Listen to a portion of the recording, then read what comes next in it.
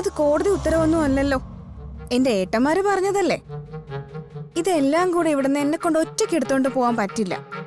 അതുകൊണ്ടാ ധനുഷിനോട് കൂടെ വരാൻ പറഞ്ഞു. പിന്നെ എല്ലാരും എതിർത്ത് പ്രേമിച്ച് കല്യാണം കഴിക്കുന്നവർക്ക് കുറച്ചുകൂടെ ധൈര്യം വേണം. ധൈര്യമില്ലാഞ്ഞിട്ടൊന്നും അല്ല, എന്നാലും ഞാൻ ധനുഷ് ഒന്ന് ധൈര്യമായിരിക്കെ, ഞാനില്ലേ കൂടെ. ആരും ഒന്നും പറയില്ല. അത് നീയാണോ തീരുമാനിക്കുന്നത്?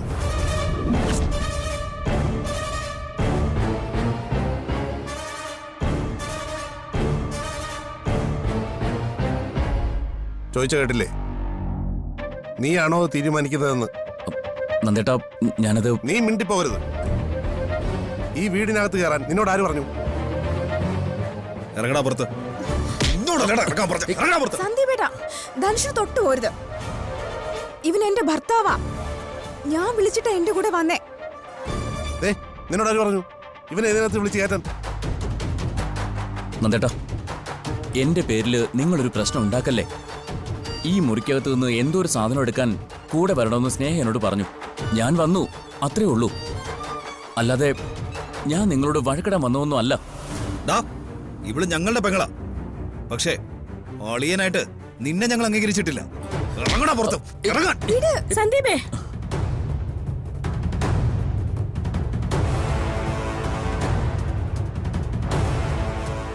സന്ദീപ്, എന്താ നീ കാണിക്കുന്നേ? ധനുഷിനെ വിട, എടാ വിടാൻ. അർച്ചന ഇതിൽ ഇടപെടണ്ട. ഇവനോട് ഈ വീട്ടിനകത്ത് കയറിപ്പോരെന്ന് നേരത്തെ തന്നെ പറഞ്ഞല്ലേ. സഹോദരങ്ങളാവുമ്പോ ചിലപ്പോ ഇതുപോലുള്ള വഴക്കും പ്രശ്നങ്ങളൊക്കെ ഉണ്ടാവും. ഇതിനേക്കാൾ വലുതായി പലതും പറഞ്ഞെന്നും ഇരിക്കും. പക്ഷെ എന്ന് കരുതി വീട്ടിനകത്ത് വന്നു കയറുന്ന ഒരാളോട് ഇങ്ങനെയല്ല പെരുമാറേണ്ടത്. തന്നെയല്ല, സ്വന്തം ഭർത്താവിനെ കൺമുന്നി വെച്ച് അപമാനിച്ച ഒരു പെണ്ണും സഹിക്കില്ല. ചതിയനെ ഇവനോട് ഒരു ദയം കാണിക്കാൻ പാടില്ല. എടുത്തി ഇറങ്ങിപ്പോടാ. ഇവിടെ നിന്ന് ഒന്നും മോഷ്ടിച്ചോണ്ട് പോകാൻ വന്നതല്ല ഞങ്ങള്. എന്റെ കുറച്ച് സാധനങ്ങൾ എടുക്കാൻ വേണ്ടി വന്നതാ. എല്ലാവരും എന്നോട് ക്ഷമിക്കണം. സ്നേഹ കൂടെ വരാൻ പറഞ്ഞപ്പോ ഞാൻ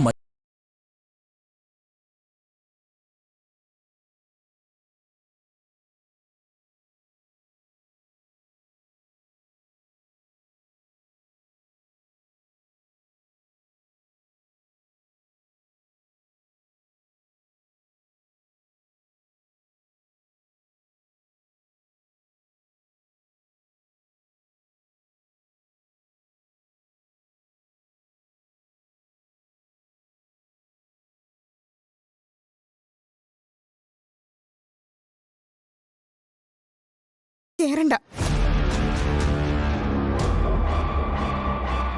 ഈ ലോകം എന്ന് പറയുന്നതേ ഈ വീടിന്റെ മതിൽക്കെട്ടിനകത്ത് മാത്രമുള്ളതല്ല. എന്തായാലും എന്റെ ഏട്ടന്മാർക്ക് എന്നോടുള്ള സ്നേഹം എനിക്കിപ്പോ മനസ്സിലായി.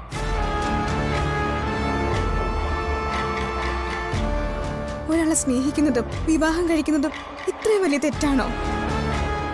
ഇത്രയ്ക്ക് വലിയ ക്രൂരത നിങ്ങളുടെയൊക്കെ മനസ്സിലുണ്ടെന്ന് ഞാൻ കരുതിയില്ല.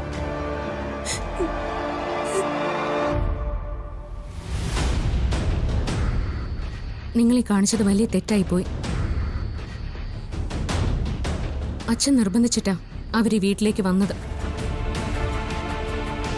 ധനുഷ് ചതിയനാണ്, സമ്മതിച്ചു. പക്ഷേ സ്നേഹ നിങ്ങളുടെ സഹോദരിയല്ലേ? അത് നിങ്ങൾ മറക്കാൻ പാടില്ലായിരുന്നു.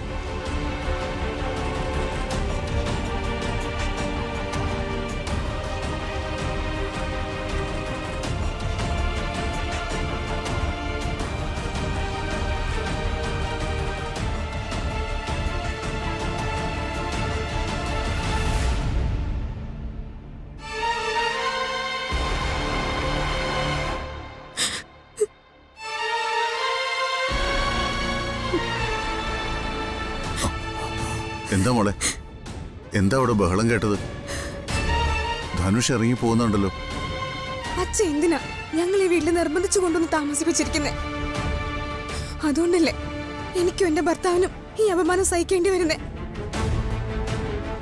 വയ്യച്ച, മടുത്തു. ഇന്നത്തോടെ എല്ലാം നിർത്തി. ഞങ്ങൾ ഈ വീട്ടിൽ നിന്ന് എങ്ങോട്ടേലും പോവാം. അതിനു മാത്രം ഇപ്പൊ എന്താ ഉണ്ടായത്? എനിക്കൊന്നും പറയാനില്ല. ഇഷ്ടപ്പെട്ട ഒരാളെ കല്യാണം കഴിച്ചതുകൊണ്ട് അച്ഛന്റെ ആൺമക്കൾക്ക് ഞാനിപ്പോ കൂടെപ്പിറപ്പല്ലാണ്ടായി. ആ മോളെ, ഇവളെന്തൊക്കെയാ പറയുന്നത്? അവിടെ എന്താ പ്രശ്നം ഉണ്ടായത്? അച്ഛാ, അത് പിന്നെ ധനുഷും നന്ദേണ്ണും സന്ദീപുമായിട്ട് ചെറിയൊരു സംസാരം ഉണ്ടായി. ഇങ്ങനെ അപമാനിക്കുന്നതാണോ ചെറിയ സംസാരം? ഇനി ഈ വീട്ടിൽ ജീവിക്കാൻ ഞങ്ങൾക്ക് പറ്റില്ല. ദയവേത് ഞങ്ങൾ എങ്ങോട്ടേലും പോവാൻ അച്ഛൻ അനുവദിക്കണം. ഞങ്ങൾ എങ്ങോട്ടേലും പോയിക്കോളാം.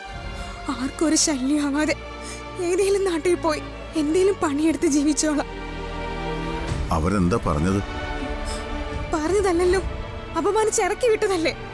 ആരെ ഇറക്കി വിട്ടു? അച്ഛാ, കാര്യം ഞാൻ പറയാം. സ്നേഹയുടെ എന്തോ സാധനങ്ങൾ എടുക്കാനായിട്ട് ധനുഷും സ്നേഹയും കൂടി മുറിക്കകത്ത് കയറി വന്നു. നന്ദേട്ടനും സന്ദീപിനും അതിഷ്ടപ്പെട്ടില്ല.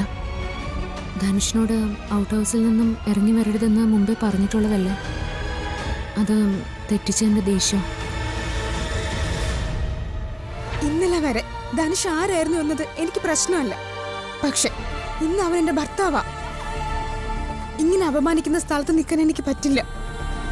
അവരോട് ഞാൻ സംസാരിച്ചോളാം. മോള് സമാധാനിക്ക്. എങ്ങനെ സമാധാനിക്കണം? ഇത് എന്റെയും കൂടെ വീടല്ലേ. എന്നിട്ടും എന്റെ ഭർത്താവിന് ഈ വീട്ടിൽ കയറാൻ അവകാശമില്ല. താമസം ജോലിക്കാർ താമസിക്കുന്ന ഔട്ട് ഹൗസില്. ഇങ്ങനെ ഇൻസൾട്ട് ചെയ്ത് ഇതിനകത്ത് നിന്ന് ഇറക്കി വിടാൻ ധനുഷ് എന്ത് തെറ്റാ ചെയ്തേ? എന്നേലും ഒരിക്കല് നിങ്ങളെല്ലാം അവനോട് പൊറുക്കും ക്ഷമിക്കും എന്നൊക്കെ കരുതി എനിക്ക് വേണ്ടി ഔട്ട് ഹൗസിൽ താമസിക്കുമോ അവൻ? എന്നിട്ടും ഈ വീടിനകത്ത് കയറി എല്ലാവരുടെയും ഒപ്പം ഡൈനിങ് ടേബിളിൽ ഇരുന്ന് ഒരു നേരത്തെ ആഹാരം കഴിക്കാനുള്ള അവകാശം പോലും അവനില്ല. ഇതെന്ത് നീതിയാണ് അച്ഛാ? എന്റെ ഏട്ടന്മാർക്ക് എല്ലാവർക്കും അവ ശത്രുവായിരിക്കും. പക്ഷെ എനിക്ക് എന്റെ ഭർത്താവാ. അവൻ ആത്മാർത്ഥയെ തന്നെ എന്നെ സ്നേഹിക്കുന്നേ.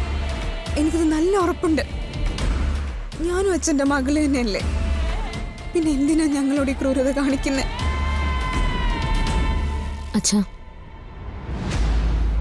ധനുഷിനോട് ഒട്ടും യോജിക്കുന്ന ആളല്ല ഞാനും. പക്ഷെ സ്നേഹ പറഞ്ഞതിലും കാര്യമുണ്ട്. നമ്മുടെ വീട്ടിനകത്ത് വന്നു കയറിയ ഒരാളെ ശത്രുവായാൽ പോലും അപമാനിച്ചിറക്കി വിടുന്നത് ശരിയല്ല. എനിക്ക് അച്ഛനോട് ഒന്നേ പറയാനുള്ളൂ. ഞങ്ങൾ ഈ വീട് വിട്ട് പോവാ. അച്ഛൻ ക്ഷമിക്കണം.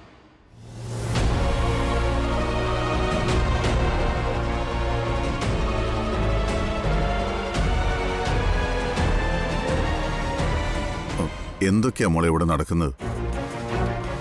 ഞാൻ നിർബന്ധിച്ചിട്ടല്ലേ അവർ ഈ വീട്ടിലേക്ക് വന്നത്. ഇനിയും ഇവർക്ക് അവനോട് ക്ഷമിക്കാറായില്ലേ? അവർക്ക് എങ്ങനെയാ ക്ഷമിക്കാൻ കഴിയുന്ന അച്ഛാ? ഒരേ ഒരു പെങ്ങളല്ലേ അവരുടെ. അതുമാത്രല്ല,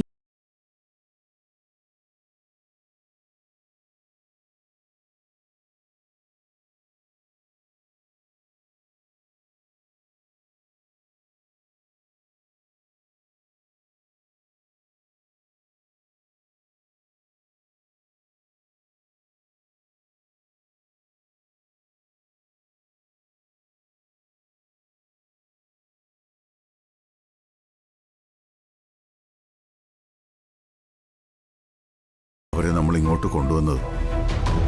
അവൾ ഇവിടെ നിന്നും പോയാ എനിക്കത് താങ്ങാൻ പറ്റില്ല. മോള് സ്നേഹയോട് സംസാരിക്കണം. അവരോട് പോകരുതെന്ന് പറയണം. ഞാൻ സംസാരിക്കാം. അതിനു മുൻപ് നന്ദേണ്ണോടും സന്ദീപിനോടും അച്ഛനൊന്ന് സംസാരിക്കണം. ധനുഷ് ചെയ്തത് തെറ്റാ. പക്ഷേ എന്ന് കരുതി സ്നേഹയ്ക്ക് സ്വന്തം ഭർത്താവിന് ജീവന. ഇനിയെങ്കിലും അത് മറക്കരുത്. അച്ഛൻ തന്നെ അവരോടത് പറയണം.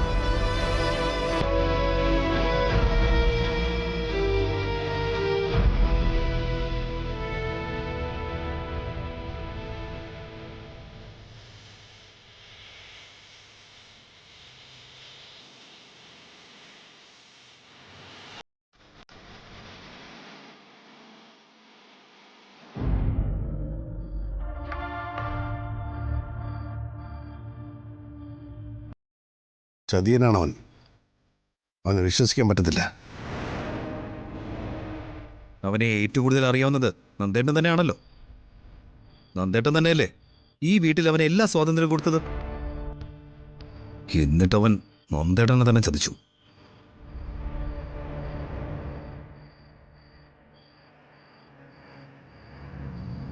ഔട്ട് ഹൗസിൽ താമസിക്കാൻ കൊടുത്ത അവസരം ഉപയോഗിച്ച് ഈ വീടിനകത്ത് എങ്ങനെ കയറിപ്പറ്റാന്നായിരിക്കും അവനിപ്പോൾ ആലോചിക്കുന്നത്. അതുകൊണ്ട് തന്നെയാണ് ഇന്നവൻ സ്നേഹയുടെ കൂടെ ഈ വീടിൻ്റെ അകത്തേക്ക് കയറി വന്നത്. സ്നേഹയുടെ കഴുത്തിൽ ചുറ്റിയ വിഷപ്പാമ്പാണ് അവൻ. എങ്ങനെയെങ്കിലും അവനെ അവളുടെ ജീവിതത്തിൽ നിന്ന് പറിച്ചെറിയണം. അവൻ ആരാണെന്ന് അവൾക്കിനിയും മനസ്സിലായിട്ടില്ല. അവക്കവനെ ഇപ്പോഴും പൂർണ്ണ വിശ്വാസമാണ്. അവനവളെ യഥാർത്ഥത്തിൽ സ്നേഹിക്കുന്നെന്ന് അവൾ വിശ്വസിച്ചിരിക്കുന്നത്. അവ സ്നേഹം അഭിനയിക്കാണ്. അവന് വേണ്ടി അവൾ നമ്മളോട് സംസാരിച്ചത് കേട്ടില്ലേ? ശത്രുക്കളോട് സംസാരിക്കുന്ന പോലെയാ കൂടപ്പറപ്പായ നമ്മളോട് അവൾ സംസാരിച്ചത്. അത്രയ്ക്ക് അവനവളെ വശീകരിച്ചിട്ടുണ്ട്. ഈ പ്രായത്തിലുള്ള എല്ലാ പെൺകുട്ടികൾക്കും പറ്റുന്ന അബദ്ധമാണിത്. കണ്ണടച്ച് വിശ്വസിച്ച് ഏതെങ്കിലും ഒരുത്തനെ കയറി ഇങ്ങ് പ്രേമിക്കും. അവൾക്ക് കൂടെ കൊണ്ടു നടക്കാനുള്ള യോഗ്യതയോ സൗന്ദര്യമോ പോലും ഉണ്ടാവത്തില്ല. അച്ഛനമ്മമാരെക്കാളും സഹോദരങ്ങളെക്കാളും ഏറ്റവും കൂടുതൽ തങ്ങളെ സ്നേഹിക്കുന്നത് അവനാണെന്ന് അവരങ്ങ് വിശ്വസിക്കും. എന്നിട്ട് ഇതുപോലെ ഒരു ദിവസം അങ്ങ് ഇറങ്ങിപ്പോവും. സ്വന്തം അച്ഛനെയും അമ്മയും കൂടപ്പിറപ്പുകളെയും തള്ളിപ്പറയും, അപമാനിക്കും. അവരുടെ തകർച്ചയും വേദനയൊന്നും മനസ്സിലാക്കാൻ പോലും അവർ ശ്രമിക്കത്തില്ല. നമ്മുടെ പെങ്ങൾക്കും പറ്റിയത് അത് തന്നെയാ. ഏട്ടൻ പറഞ്ഞത് വളരെ ശരിയാണ്. പക്ഷേ കുറച്ചുനാൾ കഴിയുമ്പോൾ യാഥാർത്ഥ്യം അവൾക്ക് മനസ്സിലാവും. അല്ല, പിന്നെ മനസ്സിലാക്കിയിട്ട് എന്താ കാര്യം? അപ്പോഴേക്കും ജീവിതം കൈവിട്ടു പോകും. എല്ലാം കഴിയുമ്പോൾ അവൻ അടുത്ത വഴി തേടി പോവുകയും ചെയ്യും. എടുത്തുചാടി ഇതുപോലെ പോകുന്ന എല്ലാ പെൺകുട്ടികൾക്കും ഇങ്ങനെയൊക്കെ തന്നെയാണ് സംഭവിക്കുന്നത്. ഒടുവിൽ നിലവിളിക്കുമ്പോൾ അച്ഛനും അമ്മയും സഹോദരങ്ങളും ഓടിച്ചെല്ലും, കൂട്ടിക്കൊണ്ടുപോരും. പക്ഷേ അതോടെ അവളുടെ ജീവിതം തീർന്നു കാണും. ഇതിപ്പോ അച്ഛന്റെ നിർബന്ധം കൊണ്ടാണല്ലോ അവരെപ്പോ തിരിച്ചു വിളിച്ചു കൊണ്ടുവരേണ്ടി വന്നത്. അർച്ചനെ അതിന് കൂട്ടുവന്നു. അർച്ചനടുത്ത് പറഞ്ഞിട്ട് ഒരു കാര്യമില്ല. അച്ഛൻ എന്ത് പറഞ്ഞാലും ഏട്ടത്തി അതുപോലെ കേൾക്കും. സ്നേഹയുടെ ജീവിതത്തെക്കുറിച്ച് ഓർക്കുമ്പോൾ എനിക്ക് നല്ല പേടിയുണ്ട്. ഇന്നവൻ അവളുടെ കൂടെ ഈ വീട്ടിനകത്തേക്ക് കയറി വന്നു. നാളെ അവൻ ഒറ്റയ്ക്ക് കയറി വരും, മരുമകന്റെ അവകാശത്തോടെയും അധികാരത്തോടെയും. ചിലപ്പോ അവൻ നമ്മളെ തന്നെ എതിർത്തൊന്നും വരും. കണ്ടില്ലേ ആ സമയത്ത് അവൻ പാവത്തനെ പോലെ നിന്നത്? നമ്മളോട് വഴക്കിട്ടത് മുഴുവൻ സ്നേഹ. അവന്റെ സ്നേഹം സത്യമല്ലെന്ന് ഒരിക്കലും അവൾ തിരിച്ചറിയും. അർച്ചനോട് എപ്പോഴൊരു കണ്ണ് അവരുടെ മേൽ വേണമെന്ന് പറയണം. അവൻ കാരണം നമ്മുടെ പെങ്ങൾ എപ്പോഴെങ്കിലും കരയേണ്ടി വന്ന പിന്നീട് ഒരു നിമിഷം അവനെ ഇവിടെ വച്ചോണ്ടിരിക്കരുത്. അടിച്ചോടിക്കണം അവനെ ഈ നെല്ലിശ്ശേരിയിൽ നിന്ന്.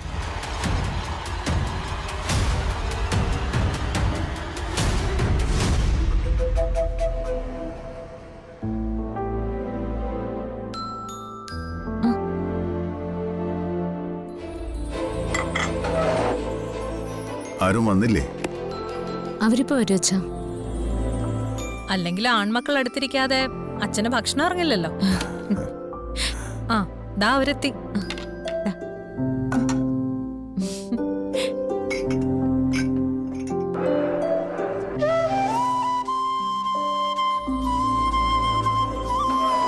ആ, നിങ്ങളും കൂടി ഇരിക്കേ.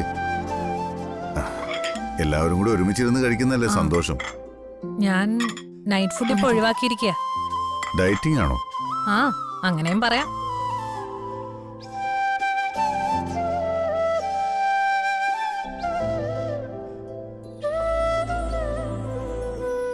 അച്ഛാ, ഉം. എനിക്ക് എല്ലാരോടുമായിട്ടൊരു കാര്യം പറയാനുണ്ടായിരുന്നു. അതിനെന്തിനാ അതിരെ ഒരു മുഖവുര? മോള് പറ. അത് വേറൊന്നുമല്ല അച്ഛാ, കുട്ടികളുടെ ചോറൂണ് ചടങ്ങ് നടത്താനുള്ള സമയമായി.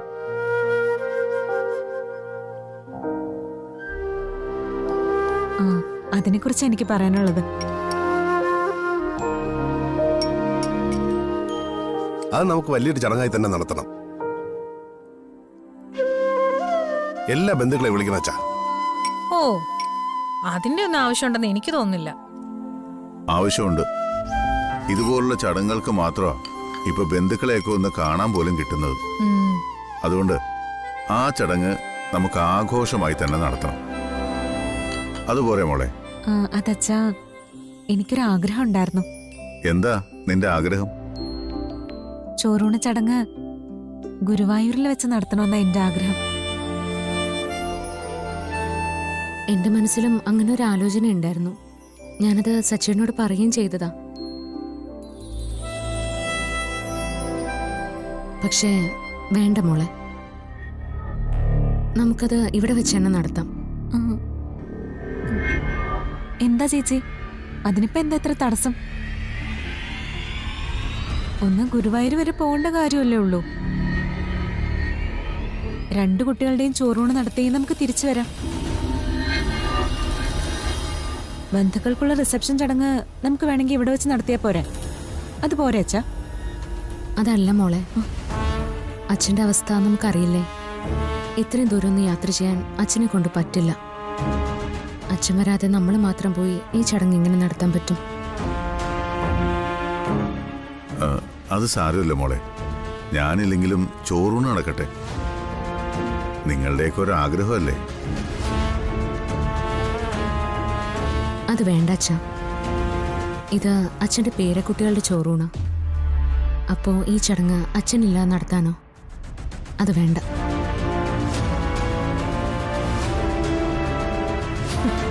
പേരക്കുട്ടികൾ പോലും കഷ്ടം. നിങ്ങളാരും എന്തൊന്നും പറയാത്തെ? അച്ഛന്റെ അസുഖത്തെക്കുറിച്ച് നിങ്ങൾക്ക് എല്ലാവർക്കും അറിയാവുന്നതല്ലേ? അതിനെക്കുറിച്ച് ഇനി ഒരു ചർച്ച വേണ്ട. ആതിരയുടെ മനസ്സിൽ അങ്ങനെ ഒരു ആഗ്രഹം വന്ന സ്ഥിതിക്ക് അത് നടത്താൻ കഴിഞ്ഞില്ലെങ്കിൽ അവൾക്ക് വിഷമാവും.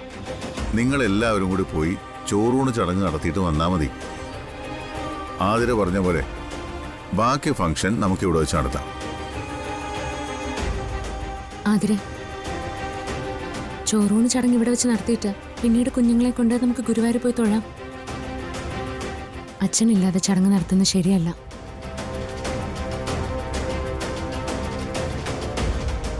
അച്ഛന് ഇത്രയും ദൂരം യാത്ര ചെയ്യാൻ വയ്യാത്ത സ്ഥിതിക്ക് ചടങ്ങ് നെല്ലിശ്ശേരി വെച്ച് തന്നെ നടത്തിയ പോരെ? പോരെ?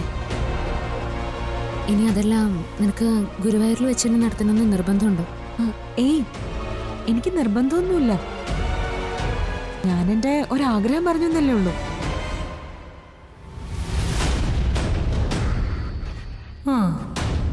ഇതാണ് പറ്റിയ അവസരം. ഈ ചോറൂണ് ചടങ്ങ് ഇവരുടെ അവസാനത്തെ ചോറൂണായിരിക്കും. എനിക്കും അർച്ചന പറഞ്ഞതിനോടുണ്ട് യോജിപ്പ്. കുഞ്ഞുങ്ങളുടെ സ്വർഗം എന്ന് പറഞ്ഞാൽ അവരവരുടെ വീടാണ്. അങ്ങനെ ആവണം. അവർ കളിച്ച് വളരേണ്ടതും അവരുടെ സ്വഭാവം രൂപീകരിക്കേണ്ടതൊക്കെ എല്ലാം ഈ വീട്ടിൽ തന്നെ നടക്കണം. അതുകൊണ്ട് നമുക്ക് ഇവിടെ വെച്ച് തന്നെ ചോറൂണ് ചടങ്ങ് നടത്താം. നിങ്ങളെന്ത് പറയുന്നു? അർച്ചന പറഞ്ഞു തന്നെയാണ് ശരി. എന്തായാലും ചടങ്ങിന് അച്ഛൻ വേണം. കുട്ടികളുടെ നാവിൽ ചോറ് തൊട്ട് കൊടുക്കുന്നത് അച്ഛൻ തന്നെ ആയിരിക്കണം.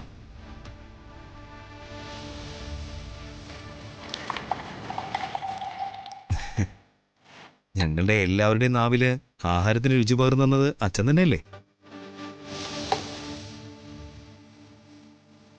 അപ്പോ ഞങ്ങളുടെ മക്കൾക്കും അച്ഛൻ തന്നെ തൊട്ട് കൊടുത്താൽ മതി. അല്ലേ ഏട്ടാ? അതെ. അപ്പോ നമ്മൾ അങ്ങനെ തീരുമാനിക്കുന്നു. ചോറൂണ് നെല്ലിശ്ശേരി തന്നെ. അത് കഴിഞ്ഞ് പിന്നെ ഗുരുവായൂർ പോയി കണ്ണനെ കാണാം. അല്ലേ അതിര? അതെ സച്ചേട്ടാ, എനിക്ക് മറിച്ചൊരു അഭിപ്രായവും ഇല്ല. അച്ഛനില്ലാതെ ഈ ചടങ്ങ് നടത്തുന്നതിനെ കുറിച്ച് ഞാൻ ചിന്തിച്ചിട്ടേയില്ല. നമ്മുടെ എല്ലാ ബന്ധുക്കളെയും ക്ഷണിക്കണം. നെല്ലിശ്ശേരിയിലെ ഒരു വലിയ ആഘോഷമാക്കി തന്നെ ഇത് മാറ്റണം. അതെനിക്ക് നിർബന്ധമാണ്. എല്ലാം അച്ഛൻ പറയുന്ന പോലെ തന്നെ നടത്താം. അച്ഛന്റെ പേരക്കുട്ടിയൊക്കെ അച്ഛൻ തന്നെ ചോറ് തൊട്ട് കൊടുത്താൽ മതി.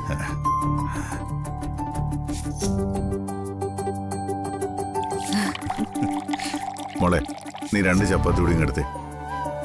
ആ സന്തോഷം കൂടുന്നതിൽ തെറ്റില്ല. പക്ഷെ എന്ന് കരുതി രാത്രിയിലെ ചപ്പാത്തിയുടെ എണ്ണം കൂട്ടണ്ട. ഇന്ന് ഒരു ദിവസമല്ലേ മോളെ, കുറച്ചധികം കഴിച്ചു എന്ന് കരുതി ഒരു കുഴപ്പമില്ല. വേണ്ട വേണ്ട, അതിന്റെ ഇടയിൽ കൂടി അച്ഛന്റെ പൊളിറ്റിക്സ് ഇവിടെ നടപ്പാക്കാൻ ശ്രമിക്കണ്ട. പതിവായിട്ട് കഴിക്കാറുള്ള അത്രയും ചപ്പാത്തി തന്നെ കഴിച്ചാൽ മതി. ഉം. ഷുഗറേ ബോർഡർ ലെവലിലാ നിൽക്കുന്നത്. അച്ഛന്റെ ആരോഗ്യം ശ്രദ്ധിക്കേണ്ടതേ ഞങ്ങള് മരുമക്കളുടെ കടമയാ. പണി പാളിയല്ലോ അച്ഛാ.